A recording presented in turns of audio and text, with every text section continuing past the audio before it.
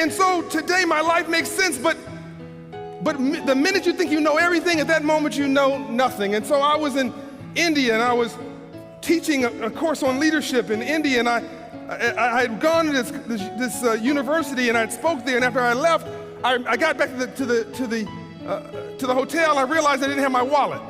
And so I called the hotel, and I said, can you please bring the card back? They have my wallet. And they said, I'm sorry, sir, we don't have a card. That was a taxi we used. And so they tried calling the taxi company, nobody answered the phone. They tried again, and nobody answered the phone. And I became a little cynical. I went from hopeful to skeptical to cynical, and I started thinking the worst of people. And of course, I said, well, my wallet is gone. By midnight, they called and said, we're still trying. He's not answering the phone, the taxi cab driver. But at 2 in the morning, they called and said he answered his phone. His phone was off. He's coming back to your hotel with your wallet. So I get dressed and I run downstairs, and a man meets me, and the bellman translates for me in India in the dialect. And I ask the man, and I get my wallet, and everything is in my wallet. Everything. My passport, my money, my credit cards, it's all there. And I reach into my wallet, and there's $70 US. I asked the man through a translator, what do you make a month? He says about 2,500 rupees, which at that time was about $70 US. So I reach out and I say, let me give this $70 to you. This is my way of saying thank you. And the man says, no. I said, no, I don't think you understand. I have 1 month's salary for you. I want to say thank you. Here's $70. And the man says to the translator, no. And I said, there must be a translation problem here. I'm talking about paying you. I'm talking about giving you a month's worth of your salary. One more time, he said, and this time he became a little visibly angry. He said, I told you no. I didn't bring you your wallet because I wanted a reward. I brought you your wallet because it's your wallet.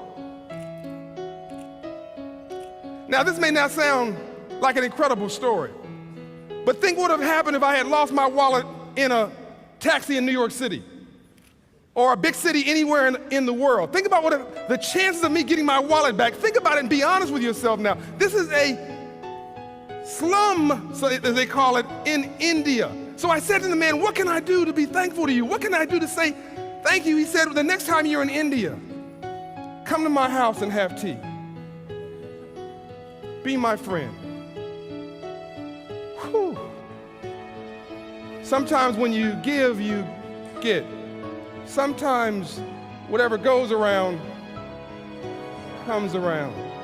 And so Ubuntu, as they say in South Africa, Ubuntu, I am me because you are you. I didn't give that man a thing. He gave me a sense of purpose. He let me understand that there's hope in people, and that you can believe in the humanity and the decency of people, and that sometimes people just do things because it's the right thing to do. What if we all just made a commitment to be someone's friend, to show up in their house and have tea, or better, to invite them into our house and make that connection? What does connection mean? Last story. I'm in Harvard at the Young Global Leaders meeting, and there's different countries, 70 different countries represented there, and talking about nuclear disarmament.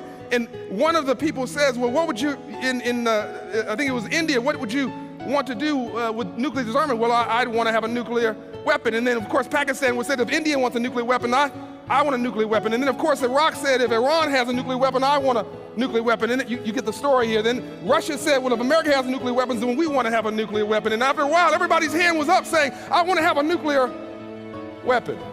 And then I asked this question.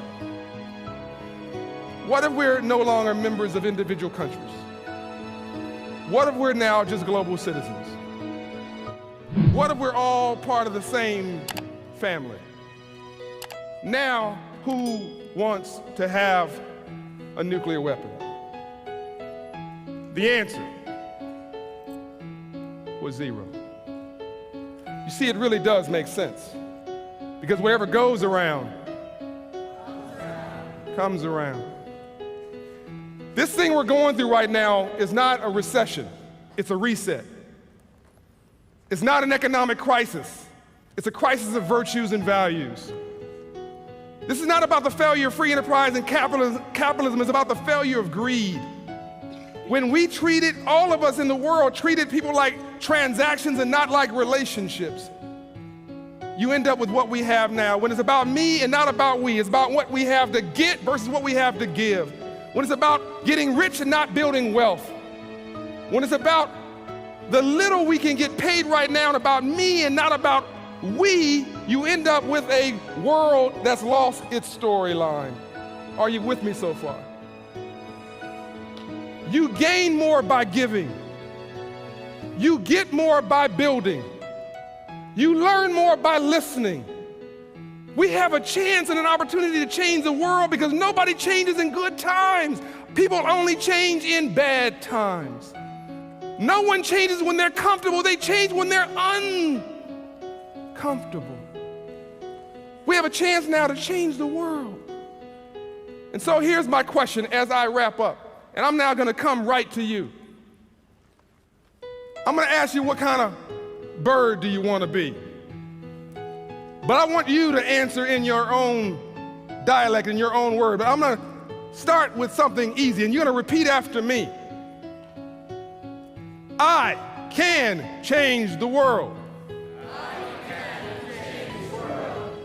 I will be the change in the world. You guys sound really weak. Talk like you got passion in your life. Talk, oh my God.